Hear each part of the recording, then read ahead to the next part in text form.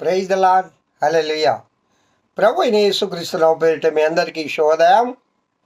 ప్రియ దేవుని బిడ్డలారా, ఈ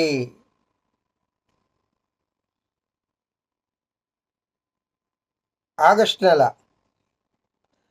1వ తేదీ నిజంగా 2026 సంవత్సరం అంటే దాదాపు 7 నెలలు పూర్తిగా ఈ యొక్క సంవత్సరంలో గడిచిపోయాయి.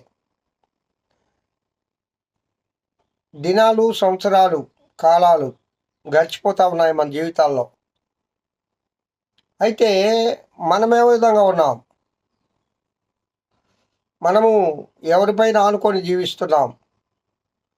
నీ ఆధారం ఎవరు? నీ గోల్ ఏంటి? నీ నిరీక్షణ ఏంటి? క్రైస్తవులకు ప్రత్యేకమైన నిరీక్షణ ఉంది. ప్రతి ఒక్కరికి జీవితంలో ఒక లక్ష్యం ఉంటుంది.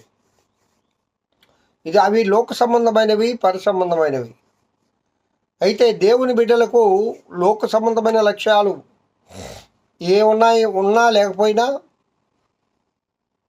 పర సంబంధమైన లక్ష్యం ఒకటి ఉంటుంది. అది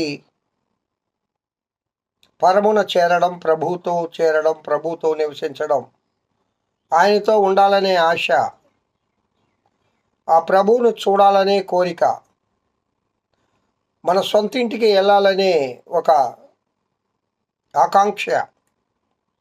ఎన్నాళ్ళు ఈ బాడిగిళ్ళల్లో ఉంటావు? ఈ లోకంలో ఉన్నది బాడిగిళ్ళు, మన సొంతం కాదు ఇది. ఒకరోజు దీన్ని వదిలేయాల్సిందే. ఇక్కడ రిజిస్ట్రేషన్లో ప్రభుత్వం అవి ఏమున్నా సరే ఆ రిజిస్ట్రేషన్ కాగితాలు ఎందుకు పనికిరావు.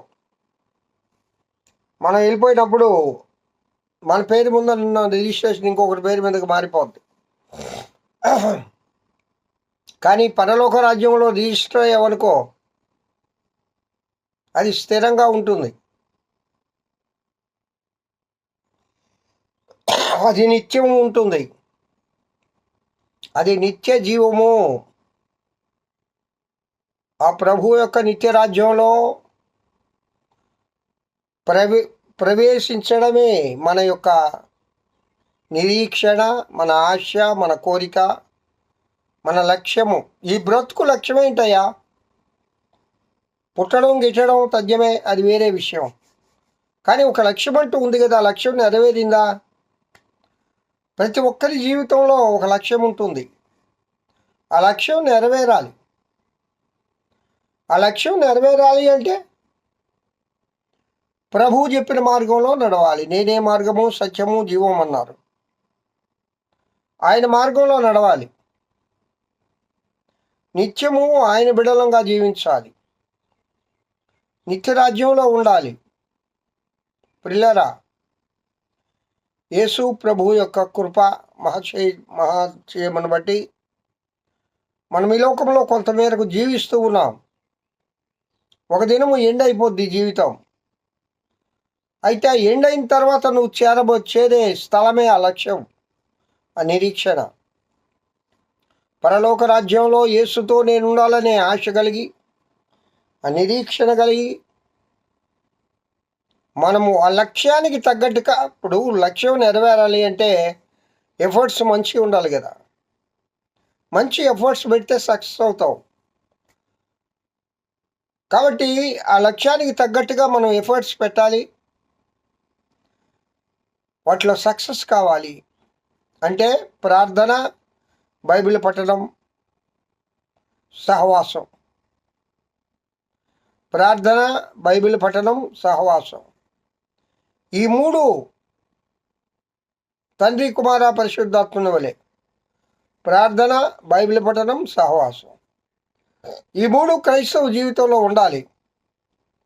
ఆ ఎఫర్ట్స్ గట్టిగా మనం అప్లై చేస్తే మన లక్ష్యాన్ని మనము నెరవేర్చవచ్చు.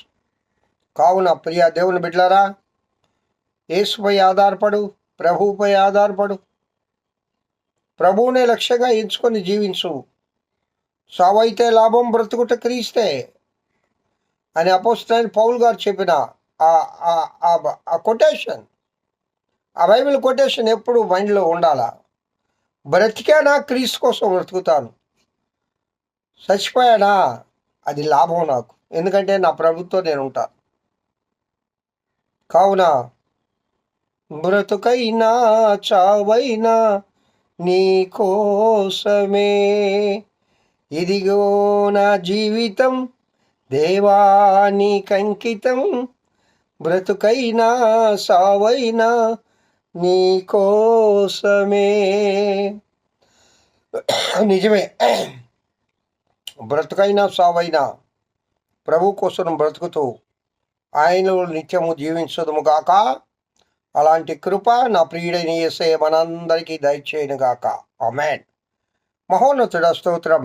ఈ వాక్యం వింటున్న బిడ్డలందరినీ మీరు దీవించి ఆశీర్వదించమని, వారి లక్ష్యంలో సక్సెస్ అయ్యేటట్లుగా వారి జీవితంలో మంచి ఎఫర్ట్స్ పెట్టి నాయన నిత్యరాజ్యం కోసము ప్రయాసపడే బిడ్డలుగా నాయన మీ కృప చూపించమని యేసు నామమున పేరిట వేడుకొంచున్నాను తండ్రి.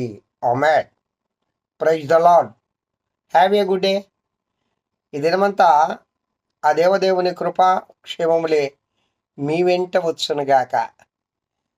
హల్లెలూయా.